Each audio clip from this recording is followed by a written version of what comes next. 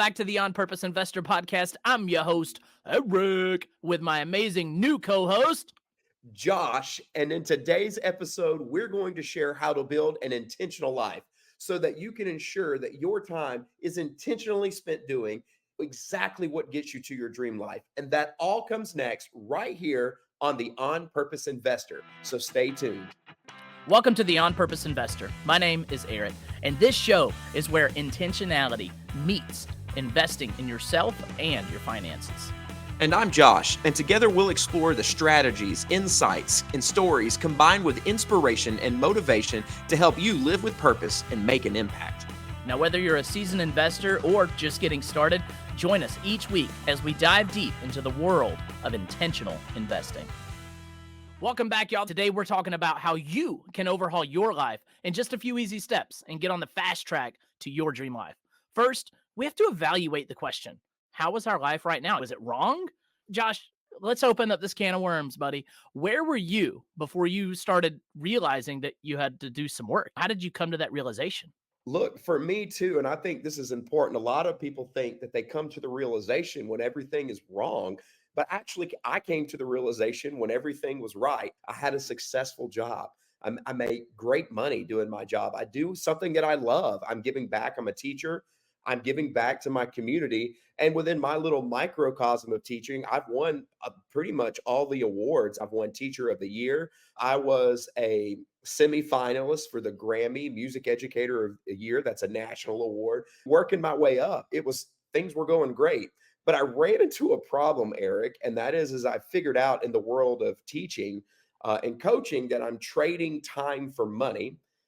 But there's a problem with that, and that is that I figured out at one point that they're only 24 hours a day. Now that's weird. It's like somehow I missed that in grade school. I'm a teacher, but didn't catch that. They're only 24 hours in a day, which means if I'm trading time for money and there's a finite amount of time, I've also created a situation where there's a finite amount of money.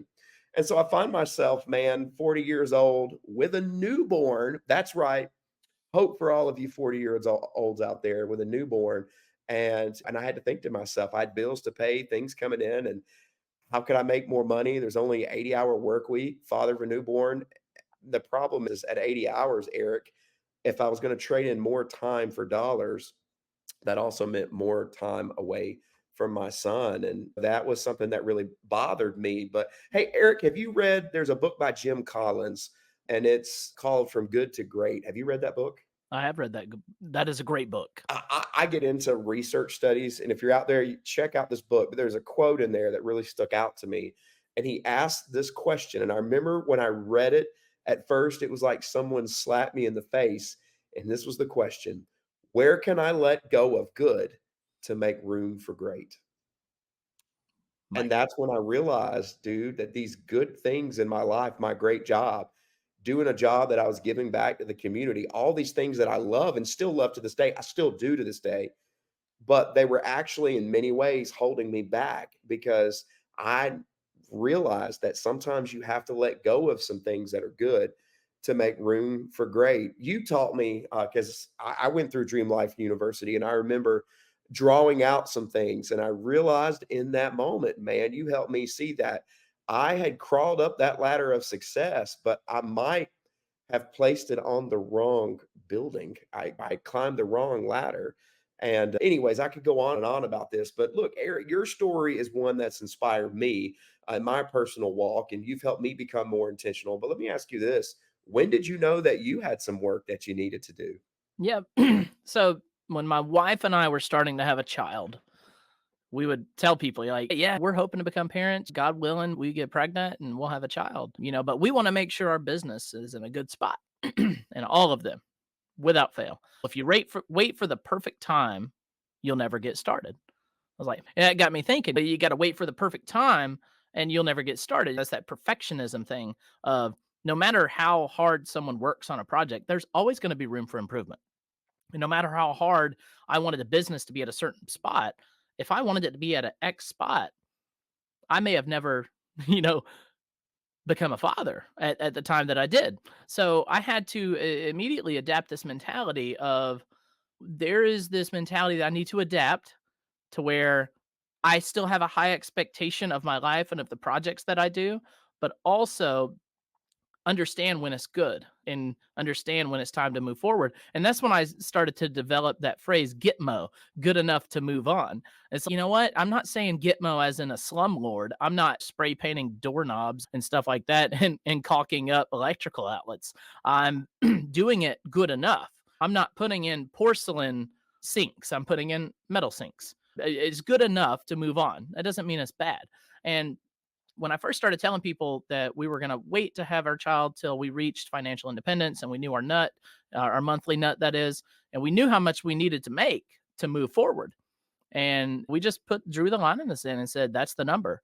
I'm sure as we progress through this journey, our lifestyle could creep in the direction of spending more, but we're going to eat beans and rice. We're going to not have any subscription services. We're going to make sure that we are lean and mean and financially free. That is a good quote right there. It almost rhymes. Lean and mean and financially free. There we go. It'll Yeah, be on the I back of was a feeling shirt. it, man. I was like over here, like lean and mean and financial fighting machine. Anyways, But it was at that moment that I had to adapt this mentality of things can be good and you can move forward. They don't always have to be perfect. And so we drew that line in the sand and said we would need to be financially independent. And that's where I started getting some clarity on how to run the business. But let's back up a few years. Of Eric is a high school band director. I did it for 7.5, almost 8 years. And I remember sitting in the cafeteria with a fellow teacher of mine, and I had just started diving into bigger pockets. We developed our business name in January of 2018, and we didn't make an offer on the property till about March or April. And during that time, all I did was consume bigger pockets. All I did was watch webinars. And the only time I went out to eat was to IHOP on every third Thursday of the month to eat pancakes and listen to old geezers talk about real estate and real estate investing. if you Now, know, that's right. If they're not old geezers, not all of them, at least. But even old geezers, gosh, they are some of my biggest cheerleaders and biggest mentors of all. So, say all that to say, I was sitting at the lunch table and I was telling him about all these things I want to do. I want to buy this house and I want to buy this house. And I would probably look through about 30 to 50 Zillow listings a day back then and just pull them up and I'd crunch the numbers and I'd show my friends and they'd all just be like, Eric, why would you give up such a good thing like teaching? I said, yes, being a teacher is great. It's very noble. It's very good to give back to our students and our community, but I want to be a father. And that's more important to me than teaching. And I have seen so many wildly successful band directors out there that cripple their marriages, yeah, that put their families through fire. And that was not something I was interested in. I was not interested in seeing my child realistically 2 days a week, on Wednesday and on Sunday, especially during the season of competition bands. And I just was not interested in that. And I started to get real with what I wanted to do. Now, I want to tell a quick little story to add emphasis to that part of the story of why was it so important for me to raise my kids? Why was it so important for me to see my kids? Growing up, my father was the breadwinner. He was the only income earner of the house. He was a diesel mechanic and worked for about $9 an hour. And in order to make $1,000 a week back in 1996, he had to work like 90 to 100 hours a week, Monday through Sunday, no days off. And I'll never forget, I was like 8.5, 9 years old. And I asked my dad one Sunday afternoon when he got home from work. That's crazy thought, right? Sunday afternoon, dad just got home from work. I was like, Dad, I've got a big game coming up on Tuesday in the rec league ball. And I really want to practice making long throws. But I know you're tired, would love to do this. And my dad did everything he could to participate and to be there. But the man was tired. The man was sore. The man just wanted to rest. mm, And the last thing he wanted to do was tell his son, I'm sorry. I worked hard all week. I can't throw a ball with you. That'd be a hard thing for a father to say to a son. So of course he dug in deep and he did it. And that day he threw his arm out. He said, Eric, I wish I could throw more, but I can't. I fell off of a machine on Thursday or Wednesday, whatever, earlier in the week, and I hurt my shoulder, and I don't know if I'll ever be able to throw again.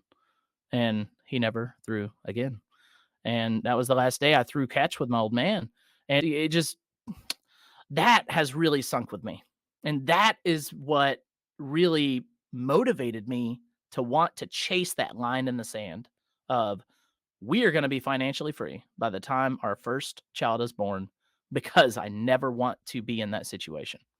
So I know it's a big, long, drawn out story, but it's where my heart is and it's where my inspiration comes from. And it's where, that fuel in your fuel tank. And I say that a lot in Dream Life University of your why has to be big enough to get you to your dream life. And your Mhm. why is the fuel in your fuel tank. And I promise you, if you're putting depleted fuel in your fuel tank, you won't get there. If you're only filling it up halfway, you won't get there. You have to have restorative energy in there that comes through an just incredible why. All right. So enough of that. Let's move forward, Josh. Let's drive through and talk about how our listeners might be at the point where they are starting to look into themselves and say, am I doing what I need to do on a daily basis? Am I spending my time intentionally? And how can I design a lifestyle to suit my dream life? Yeah, I think that's huge. The very first thing is you have to identify if you're the one we're talking to. Of course, I got to be honest with you. I think if you're in any public service profession, you're probably the ones we're talking to because public service is hard.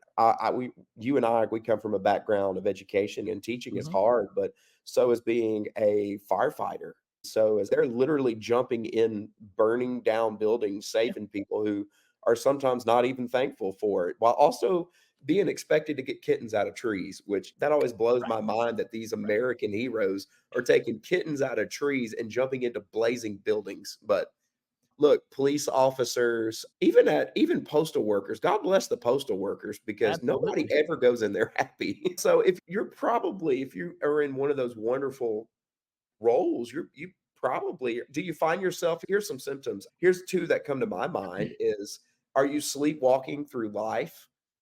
Do you feel like you just get up and you go through your day and then you go to bed and every day feels exactly like the day before because you just try to block it out?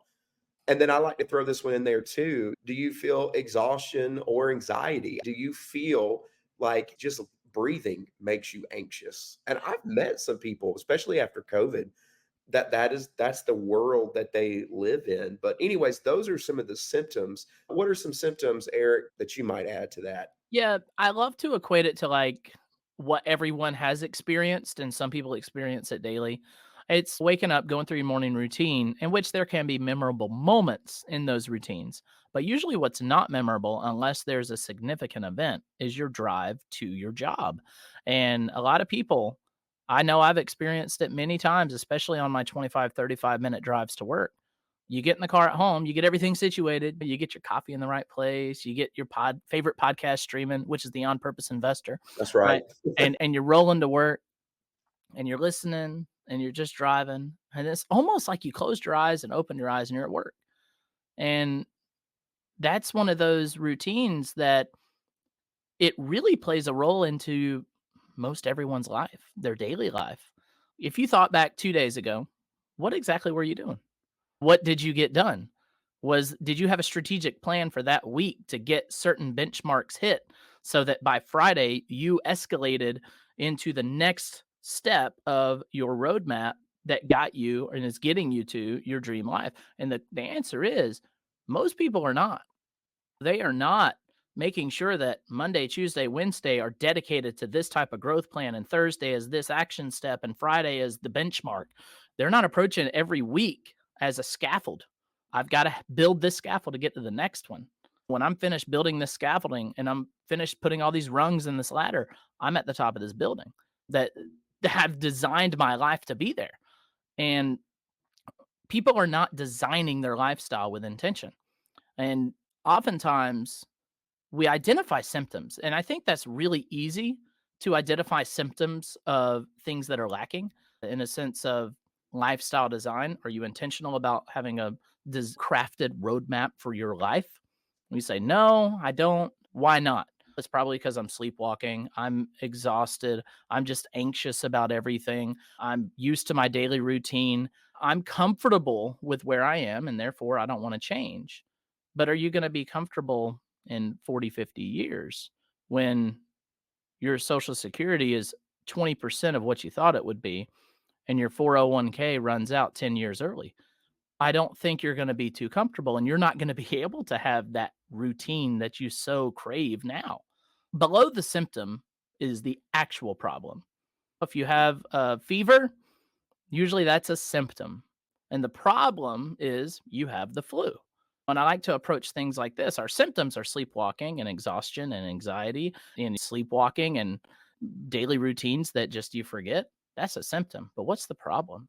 Walk us through some of these problems, Josh, that people might experience. Yeah, for me, I think the real problem that people have is they get so focused on what is happening to them that they miss out on why it is happening to them, and therefore they don't know how to change.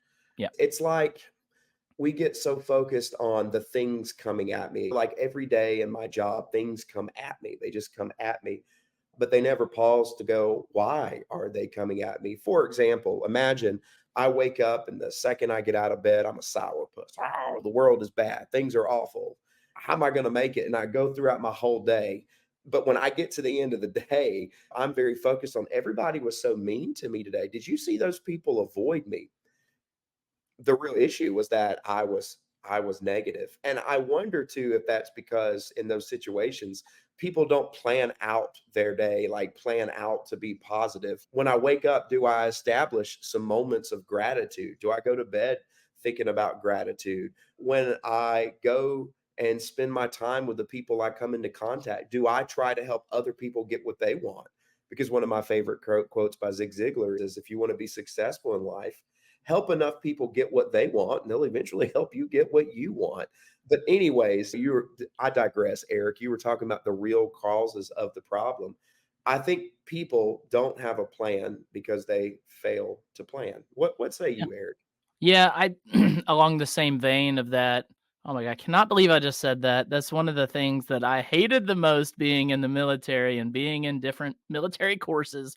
People would raise their hand and say, in the same vein, this and this. That just separated me from my MRE for about 20 minutes. And I really want to just go sit out there at the picnic table and eat my bag of lasagna. Anyways, I digress. In the same vein, here we are again. I really feel like people feel like they're too busy. Everyone gets the same amount of hours in a day, in a year, in a week. If you watch the Broadway Rent, you'll know how many minutes are in a year. But we all get the same. 525,600 minutes. Sorry, I couldn't help Now we know. myself. You cued it, Eric. You cued it. We all get the same.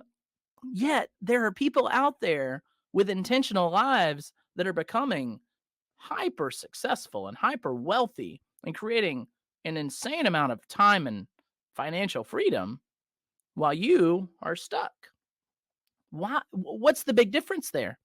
The big difference is they prioritize their life in the sense of these are the things I'm giving my focus to. And so I feel like one of the biggest problems that is below the symptom is that people are not proactive, they are reactive. And that's going exactly what you're saying. Things come at you, and you're just trying to juggle them and figure them out, solve them on the fly. But if we back up and say, the world isn't happening to me, it's happening for me, and the world is not going to get ahead of me because I've prepared for this, I have planned for this. And so you become a very proactive person versus a reactive person. And any good coach out there, whether it's sports or health and wealth and wellness and all that, any good coach out there is going to say be proactive and don't be reactive. And why are we not approaching our life with that mentality, of, oh my gosh, I'm 55 years old and I just got injured and I can't work anymore, but I wasn't exactly at my 401k retirement level. And now I've got 7 years to figure something out. Life happened to them. But if they were proactive, what could they have done to establish some type of cash flow to bridge that gap? Or if they developed some type of system, who knows what it could be, but something to bridge the gap or to be prepared for an event like that. So I think the biggest problem that lies underneath is being reactive when they should be proactive. And a lot of people really want to better their lives. They want to make changes, they want to improve. And I just want to go through some things that people try to do to fix the problem, but it's not working. And one is they try to reprioritize their life.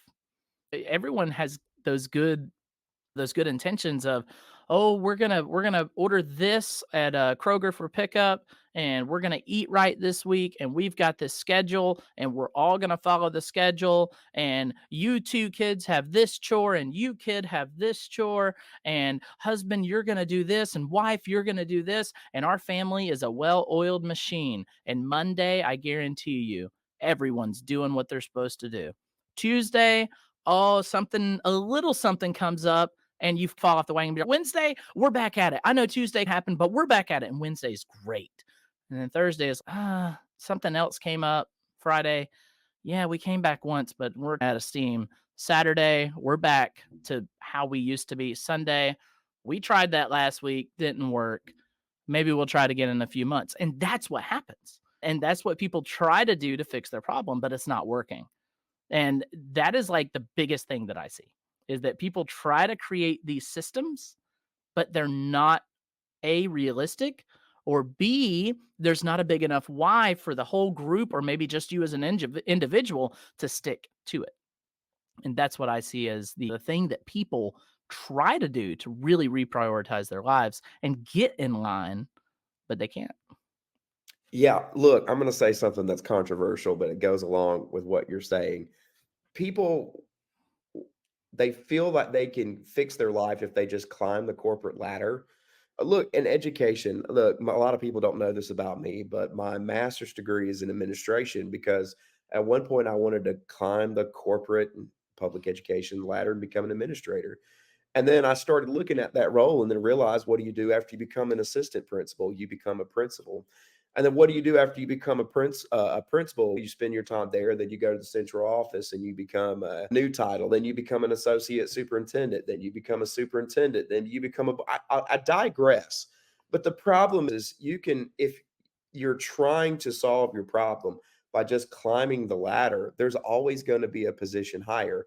And you mentioned something too. You alluded a second ago towards investing, and that's we you and I are on purpose investors because the only way to solve the time equation, really and truthfully, is to become an investor. And the reason is every time I go up the corporate ladder, there's still only 24 hours in a day. I will still be trading hours for dollars. Maybe my dollar amount per hour is heavier, or larger, but there's still only 24 hours in a day. And Right. I say that too because you're talking about something that's beyond. We talk about cash flow and investing, but I think sometimes people miss out on the part of investing. That's not just, we're not just talking about money.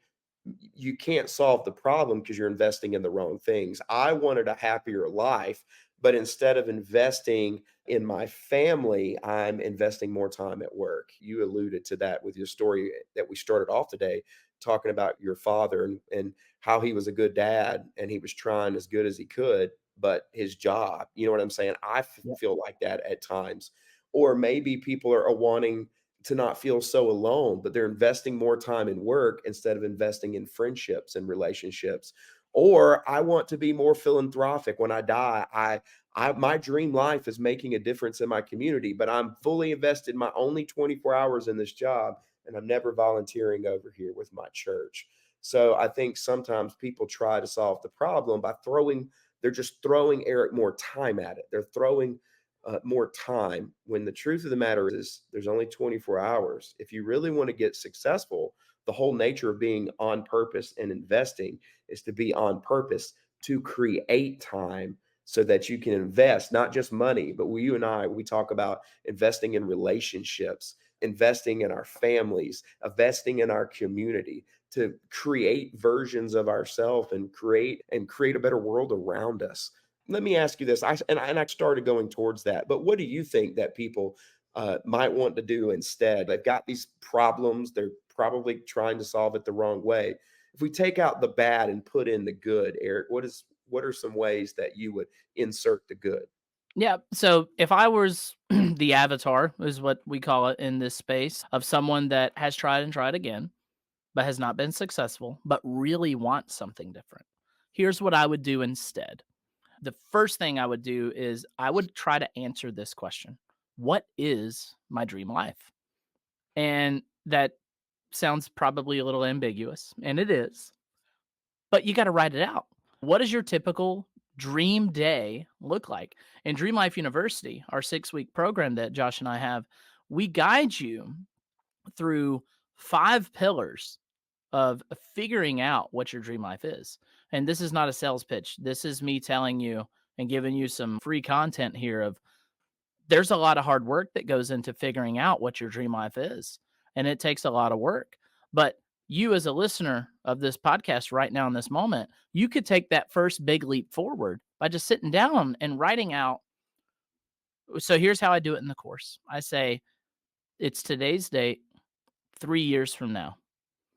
What does it look like? And I guide you through, who are you with? What are you doing? What does it look like? What are the smells? How much money is in your bank account? What does it feel like? What do you intrinsically feel? What do those around you feel? What do you feel about them? And what do they feel about you? And it's probably like a 5-paragraph little answer, little, right? It's an essay of explaining what this day, 3 years from now, today looks like. And you'll realize that you're going to write down things that you don't really think are possible, but you would love for them to be real. And so, what you have to do is get outside of your mind and say, possibility needs to go away and probability enters, because possibility is one of those things of, I flip a coin, there's possibility and probability, but there's possibility that it'll land here, it'll land there. But when you do probability, you get a real idea of the chances of a certain outcome, right? So when you design this and you say 3 years from now, today, what are all of these questions? What are the answers to all these questions? You have now turned your thoughts and your ideas and your dreams into a probable reality. And when something becomes a probable reality, you're more likely to be motivated by what that would be. Far too often, people say it must be nice. It must be nice to drive that kind of car. It must be nice to have that kind of house. It must be nice X. But what people lack is the ability to say, it's going to be for me too. When I see a nice car going down the street and it's a car that I've been dreaming of, which, by the way, we're recording this in April of 2024.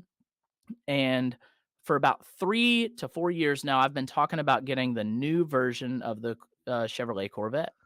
And every time I see a Chevrolet Corvette, I have never uttered the words, it must be nice. I always utter these words: that's coming for me. Because it is a probability that's coming in for me, because that is part of my roadmap. It's part of my vision. It's part of why. It's part of why. It's not the why, but it's part of why I'm so dedicated to making this life happen for me. And there are 10 things on my vision board that I am constantly striving for. And I have big time digressed, but that is the first thing I would do instead, is to map out what is 3 years from today. Look, smell, feel, all of those senses, even do the sixth sense if you want to. I have Uncle Roger on there on the beach with me, and he's got legs. Maybe he didn't have legs before. But anyways, Well, in 3 years, I'm gonna be pulling your you said Camaro, right? that's right. No, I'll be Corvette. I'll be pulling your Corvette with my Cybertruck. Hey. Shout out to all my Tesla fans out there. That's I right. love it. Eric and I have a little disagreement sometimes about all that. He's not as hyped about the Tesla as I am, but I'm hyped about this Tesla. I'll say this: I'm a gas guy. Any car that you can try to shoot a bullet through is good with me. America. Anyways, there's some power in something that you mentioned. And I remember when I came through DLU, Dream Life University, as a student, he talked about the sense of writing down what it smells like. And Eric, I don't even know if I ever told you about this, But what's something that's really powerful about that is in my dream life, when I wrote out what my day would look like, and again, too, if you're out there listening, you have to do it. You can't take shortcuts. Literally write it out. Mine was pages long, but I wrote about the smell of chocolate chip cookies cooking in the middle of the day, and that I would be home to smell the smell of my wife baking chocolate chip cookies and see the joy on my son's face as he went in there to get a cookie. And today, one of the things that I think of, like if I spend time at school, being an educator, I smell hot, sweaty teenagers. And I put myself in the mindset of those cookies. But I had this epiphany now. It's not 100% there just yet for me, but I was home last week in the middle of the day, and Rachel is baking muffins. And that she's making these muffins for Jeremy. And I just remember smelling the muffins, which weren't chocolate chip cookies. I get it, but it brought back the whole dream life to me. I was home. I smelt the muffins. I walked in and there's my little 1-year-old boy sitting there with the biggest smile on his face eating the muffin. When I wrote out my dream life, uh, what it would look like, I wrote out that my wife would be able to come home from work. And I can tell you, I never thought that we would be able to achieve that, because for us, that was almost half of an income lost. Here we are 14 months later, and she's a stay-at-home mom. We achieved it, and we've made it all this time. Like, people are like, "What are you gonna do when she leaves?" We've not missed a bill yet. And I say all that to say too, here's the cool thing. When you create your dream life and you write it down, the power is, in essence, you have a checklist. And you miss 100% of the shots you don't take. So now I have shots to take, but you also don't give yourself the credit for the shots that you got and you never knew you got them. But by having it wrote out on the piece of paper, here's what's really cool, Eric. The reason why my life is so positive and exciting, I look forward to doing the things I do because of my top 10 things. Eric, I've already knocked 4 off the list. And this was a 3-year plan, and I'm only 14 months in. I'm already further than I ever thought that I would ever get, because no person in my family has ever accomplished them. And I say that to say, I think if you're out there, my step that I would give you is you got to get focused. And Eric really talked about this. You have to have a picture in your mind of what success looks like. It's almost like your mind is a camera, and you have to zoom in on very specific objects. Like my mind zoomed in on the cookies.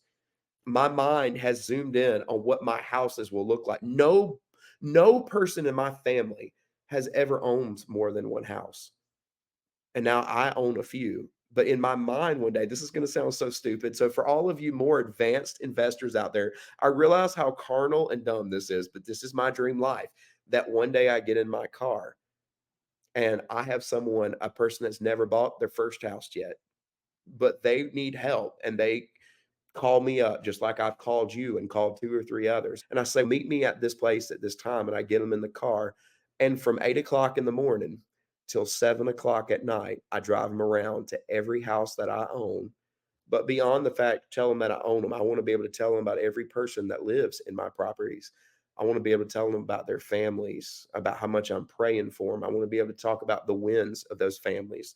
Because for me, it's about giving back to other people. That's my dream life. And I'm, like you said, man, I'm going to achieve it. But I'm razor focused in, Eric. I can see what every house looks like. I can see what every yard looks like, every single neighborhood. And I don't know if that makes any sense, but it's like I've pictured it. And then the last thing I'll say is this, and I think it was my friend Brad that taught me this. It's the law of 1% gains. Everybody thinks that the only way they get out there is if they just crush it every day. It's 10x. And that sounds really great. And I'm all into 10x. Love me some Grant Cardone. I listen to the podcast. I've got all the books. But the truth of the matter is if you're out there, you don't have to deal with the fear and anxiety. You know what? There's also the law of 1% gain. If every day I got 1% better, that's 365% a year, however many days there are in a year. Now, do that over the 3 years that you're talking about to get to your dream life. When I realize that, that means I can be 900% better by the time I get to the end of whatever goal I set. And for me, that numbers, that process, that thought of, yeah, I can accomplish this. It's 3 years. Surely I can get 900% better if I just focus on getting 1% better every single day. And so, yeah, that's for me, man, because after you have your dream life, you have to like put it back into practical steps. And I just back it down to 1%. But yeah, man, what say you? You agree, disagree? No, I absolutely agree. And there are two things that came to mind. One is so the one, getting 1% better every day. Now, when you get 1% better every day, you're also going to become wiser and better at the things that you're doing. So it's not just going to be 1% a day, it's going to be 1% a day compounded. And it takes me back to this That's a good formula point.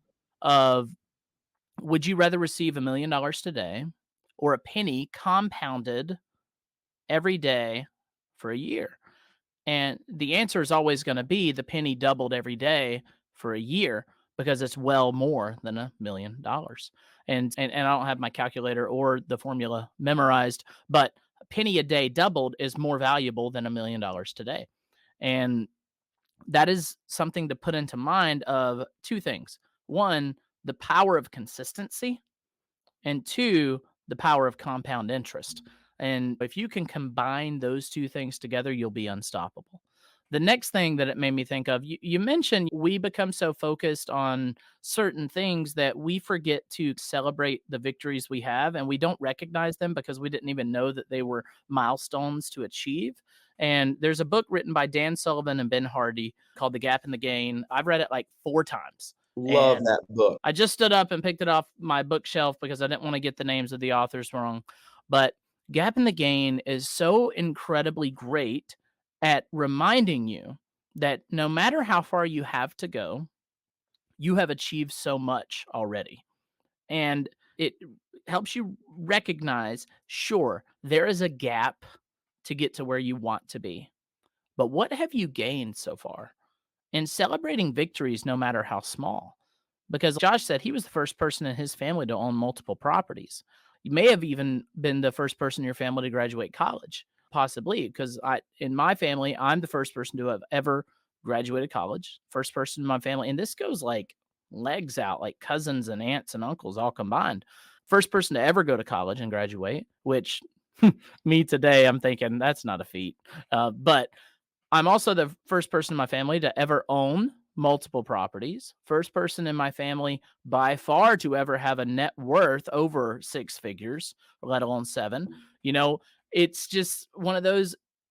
Yes, there's so much I want to achieve. There's so much more I want to do. Yes, I would love to trade 3 or 4 of my houses for better properties. But look at how far you've come. There's an old Virginia Slim commercial. It says, "Look how far we've come, baby." And that's probably from the 70s or 80s. I don't know why it sticks with me, but The every On time. Purpose Investor, where we quote Virginia Slim commercials. There we go, right there. Oh man. Gosh, I hope I can figure out how to drop in that commercial. There it is. But Josh, oh my gosh, we've talked about so much today. We've delved into how to become intentional at designing your lifestyle. So, if you will, please take us toward the end of this episode, brother. Yeah, look, I just want to thank everybody for joining us today for another episode of the On Purpose Investor. And think to yourself, what is a practical step that you can take to kick burnout to the curb and start living your best fulfilled life? We talked a lot today. So I'd say grab a piece of paper and a pen and draw out that T bar, literally a T on the paper. And then on the left side, I want you to write out all the things that you love doing. And on the other side, I want you to write out all the things that you wish you didn't have to do. And it may not seem like much, but this is a perfect start to see what you're doing on a daily basis and figure out what's like getting out of alignment with you and what brings you joy. I would say the biggest thing is just start writing things out down, that writing them out now. Oh my goodness, Eric, my words are getting twisted, but you got to write them out, man. And you got to watch this Virginia Slim commercial. Yes, sir. And on top of doing the T-bar of figuring out what do you have to do and what do you want to do, that can absolutely help you figuring out what goes on that paper of 3 years from today. What is happening? Where am I? What's going on? Do you want it to be exactly like the day you had today? I hope not. Everyone should seek to improve their life in some way or another. Whether you all you write on that piece of paper is, I read another chapter in a new book. maybe you're exactly where you want to be, but you want to be more open to books, or maybe you want to figure out what Harry Potter's going to do next. I don't know. But everyone has something they want to achieve. And the fact is, not everyone knows that they need to write it down.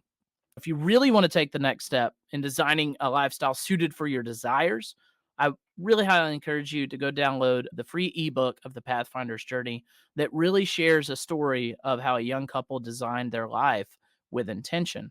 And you can grab that free ebook now on purposeinvestor.com/ebook, and you will be guided to download that free copy immediately. It also comes with a journal that really guides you through how to read the book and how to take practical action while reading the book. Yeah. And of course, if you like the show, I invite you to share this episode with a friend. And if you love the show, and if you're listening on Apple, scroll down to the app and leave a review. But if you're on Spotify or SoundCloud or something like that, please leave us a review there as well. Yeah, and if you want more from us, follow us at On Purpose Investor on Facebook and Instagram. And if you want more from us, which I hope you do, we send out some weekly newsletters. I would really love for you to sign up for those now at onpurposeinvestor.com/sign up. Yeah, so next week on the show, we're talking about building a successful life so that you can begin putting action steps together to begin chasing that dream life. And until then, make intention your number one priority. You only get one life, so live it purposefully. If you love what you heard today, it would mean the world to us if you would take a moment to rate, review, and share this podcast with someone that you believe would benefit too. Sharing is the best way for us to grow and to develop a community to join you on your intentional investing journey. In the meantime, come hang out with us on social media at On Purpose Investor, or sign up for our next course, newsletter, or meetup at onpurposeinvestor.com.